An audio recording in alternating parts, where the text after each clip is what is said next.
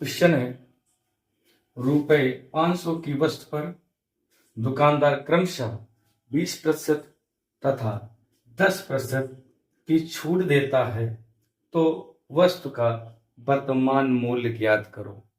विकल्प आपके पास है, 300 आएगा या रुपए 320 आएगा या रुपए 340 आएगा या रुपए 360 आएगा।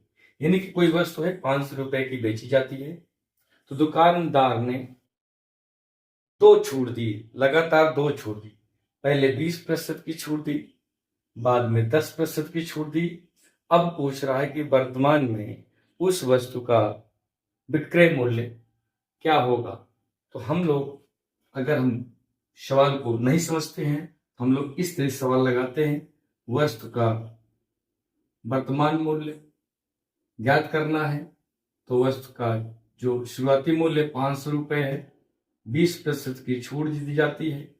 हम लोग ऐसे करते हैं, बटे 100 लिखते हैं। अगर ऐसे हल करते हैं,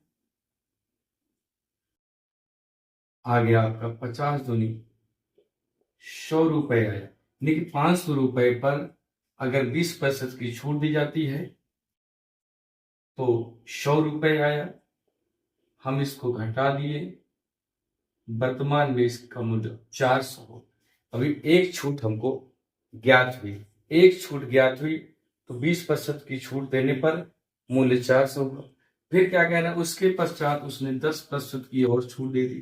फिर क्या करेंगे, 400 रुपए पर 10% की छूट दी जाती है। तो फिर क्या करेंगे, हम इसको हल करते हैं। उत्तर आया 40। क्या आया, 40। यहां पे मूल्य कितना था, 400 था। 400 पर 40 छूट मिली, वर्तमान में इसका मूल्य 360 रुपए है।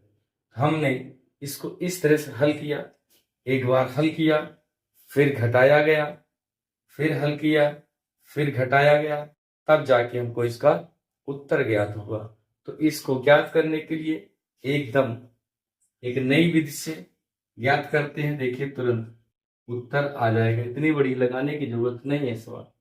क्या करेंगे, 500 रुपए उसका प्रारंभिक मूल्य 500 रुपए था,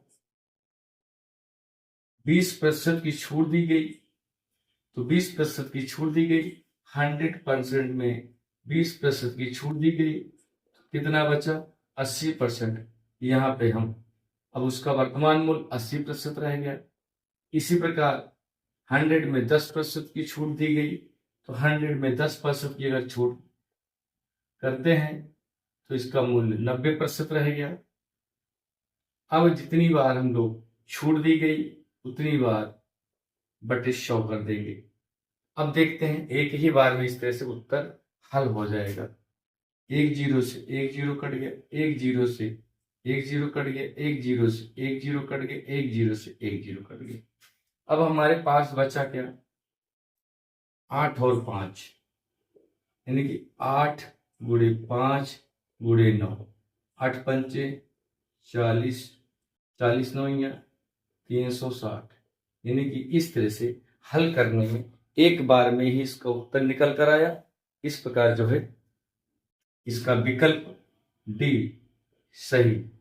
तो क्रमशः छोड़ देने पर इस तरह से सवाल लगाएंगे तो आसानी से हल हो जाएगा।